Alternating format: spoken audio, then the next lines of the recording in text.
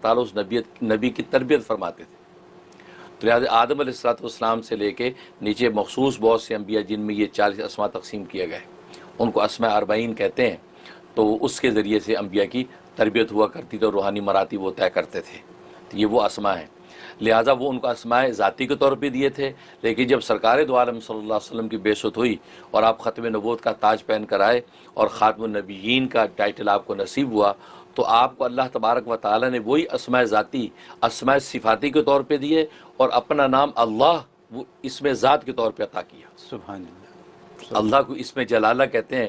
تو یہ اسم جلالہ جو ہے یہ اللہ یہ اسم ذاتی کے طور پہ آپ کو دیا گیا اور ان جو نبیوں کو ذاتی طور پہ دیے تھے وہ آپ کے لیے صفاتی طور پہ عنایت کر دیا گیا. تو یہ وہ اسماء ہیں. بڑی عجیب اس کی برکات ہیں.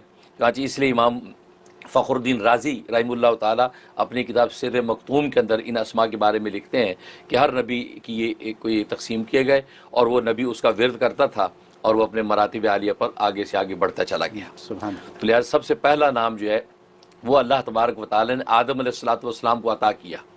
ہوا یہ کہ آدم علیہ السلام کو جب جنت سے نکالا گیا تو ان کے ساتھ سانپ کو اور اسی طریقے سے مور کو بھی نکالا گیا کیونکہ سانپ اور مور کی ریشہ دوانی سے ہی ابلیس جنت کے اندر پہنچا تھا اور سارا وہ اغوا ہوا تھا. تو ان کو بھی زمین پہ پھینکا گیا. تو آدم علیہ السلام زمین پہ جب آئے تو بڑے افسردہ اور متاسف رہتے تھے کہ بھی جنت مجھ سے چھوٹ گئی, اللہ کی قربتیں چھوٹ گئیں, اب یہ دنیا کے جنگل بیابان میں تو جنگلوں میں بیابان میں روتے زار و قطار روتے پھرتے رہتے تھے. تو کچھ سمجھ میں نہیں آتی تھی کہ کہاں جاؤں کیونکہ میرے اللہ نے مجھے آسمان سے زمین پہ گرا دیا.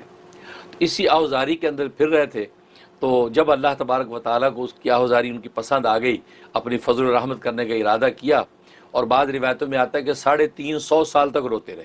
اچھا. جو عبداللہ بن عباس فرماتے ہیں 350 سال تک آدم روئے. جب فضل و عنایت اللہ کی ہوئی تو آدم علیہ السلام کی نظر مور پر پڑی. مور کے جو پر وہ مور پھیلاتا ہے نا تو وہ خوبصورتی سے اس سے پر پھیلائے ہوئے. تو اس پروں پر جب نظر پڑی تو اس کو دیکھتے ہی آپ کے اندر ایک خاص الہام پیدا ہوا اور ایک قوت باطنیہ آپ کے اندر ظاہر ہوئی.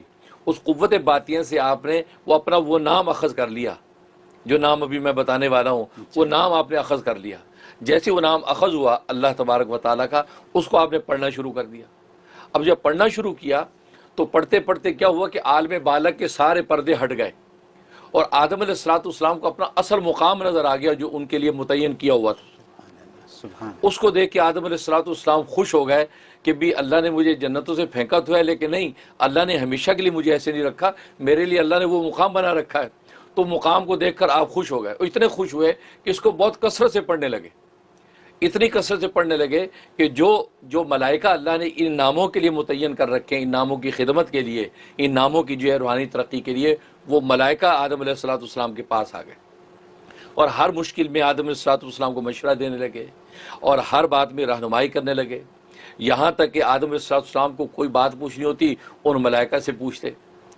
اس طریقے سے وہ تعلق قائم ہو گیا اور آدم السلام وہ اس کا ورد کرتے رہے.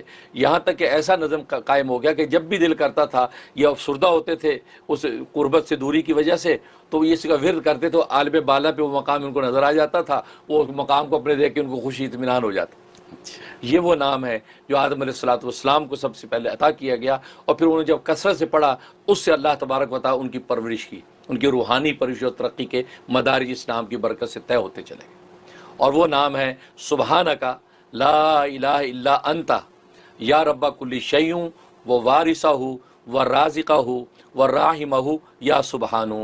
سبحان اللہ. اگر یہ ہماری ٹیم والے اسکرین پہ دکھا سکتے ہوں تو اسکرین پہ بھی دکھایا جا سکتا ہے تاکہ لوگوں کو آسان ہو کیونکہ لمبا نام ہے.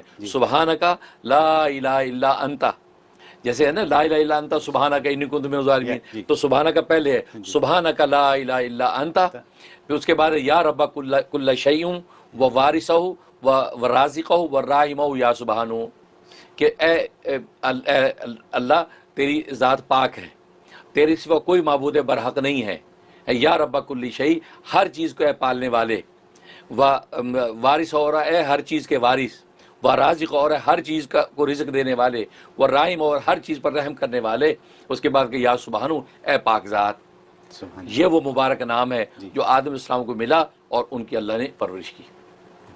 اور اس کے بڑے عجیب و غریب فضائل ہیں. اور ظاہر ہے کہ میں یہ سمجھتا ہوں کہ یہ نام ہر پیغمبر کو بطور اسم اعظم ملا، تو ظاہر ہے اس سے ان کے طریقے مدارج ہوئے. اس کے بڑے فوائد ہیں. اس کا ایک سب سے بہترین فائدہ یہ ہے کہ کوئی دینی یا دنیاوی کوئی بھی آپ کی مہم، کوئی حاجت، کوئی مشکل آپ کو درپیش ہے، تو آپ نے اس کا ورد شروع کرنا ہے اتوار کے دن سے. اتوار کے دن طلوع شمس کے وقت، جیسے طلوع شمس ہوتا ہے، طلوع شمس کے وقت ظاہر ہے کہ نماز پڑھنا منع ہے، ذکر کی اجازت ہوتی ہے، اس وقت آپ نے اس کا ورد شروع کرنا ہے. اور یہ 24 ٹائم پڑھنا ہے. اچھا 24 ٹائم پڑھنا ہے، اور اول آخر ایک ایک مرتبہ سورہ فاتحہ پڑھنا ہے. اچھا اور اس کو بسم اللہ ملا کے پڑھنا ہے، یوں بسم اللہ الرحمن الرحیم الحمدللہ رب العالمین آمین تک. تو اس کے بعد یہ اس کا ورد کرنا ہے 24 ٹائم. ورد کرنے کے بعد پھر سورہ فاتحہ پڑھنی ہے، بسم اللہ الرحمن الرحیم الحمدللہ رب العالمین آمین تک. یہ مکمل کرنے کے بعد اب ہاتھ اٹھا کے دعا کرنی ہے. دعا کے اندر ظاہر ہے کہ صلاۃ و سلام پڑھا جائے گا، درود شریف پڑھا جائے گا، اور درود شریف کے وسیلے سے اللہ سے اپنی حاجت مانگنی ہے. تو یہ آپ 41 ڈیز کی نیت سے شروع کریں گے، کسی بھی قسم کی حاجت اور ضرورت ہوگی اللہ غیب سے پوری کر دیں گے. سبحان اللہ بھلے دینی ضرورت ہو، بھلے دنیاوی ضرورت ہو، زبردست آپ کو جس کا ثمرہ نظر آئے گا. سبحان یہ اس کا فائدہ. واہ. اور دوسرا اس کا فائدہ یہ ہے کہ اگر انسان کی جو پیشی ہے حاکم وقت کے سامنے، یا بادشاہ جو ہے وہ سلامت کے سامنے، یا یہ کہ یعنی قاضی یہ عدالت کے سامنے پیشی ہے، یا کسی بڑے کے سامنے پیشی ہے، اور خطرہ ہے کہ وہ آپ پر ناراض ہوگا، یا آلریڈی آپ پہ ناراض ہے اور آپ کو اسے بلا لیے، طلبی کر لیا، آ جاؤ. اب آپ پریشان ہیں، تو کوئی پریشان ہو، یہ زبردست یہ اس میں اس کا ورد کریں. اس کا ورد اول آخر سورہ فاتحہ کا. یہ یاد رکھیں ان اسماء میں اول آخر سورہ فاتحہ پڑھا جاتا ہے اچھا ایک ایک مرتبہ. ہاں درود شریف دعا کے اندر آپ پڑھیں گے، ورد کے اندر آپ نہیں پڑھیں گے. تو اول آخر سورہ فاتحہ پڑھ کے درمیان میں آپ نے یہ اسم 21 ٹائم پڑھنا ہے. 21 ٹائم پڑھ کے تصور میں اس بادشاہ کی طرف پھونک دیں، یا یہ کہ اگر وہاں پہنچ گئے اور سامنے وہ ہے تو چپکے سے اس کی طرف دم کر دیں. تو دی بیسٹ.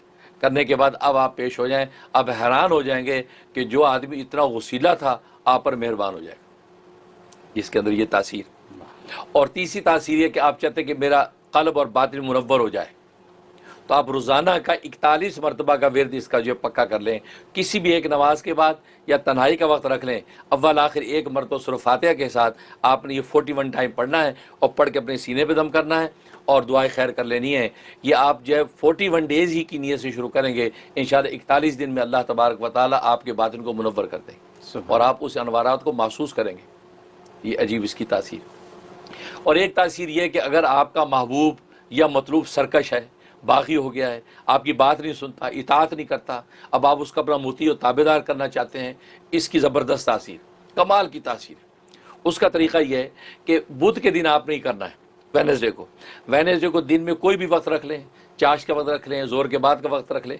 تو دن میں آپ نے جو ہے غسل کرنا ہے، غسل کر کے نئے کپڑے پہننے ہیں، خوشبو لگانی ہے، اور جس ماحول میں آپ نے پڑھنا ہے وہاں یہ خوشبو پھیلا دیں. عود جلا لیں، عنبر جلا لیں، یا یہ کہ وہ اگربتیاں جلا، خوشبو ماحول میں ہونی چاہیے.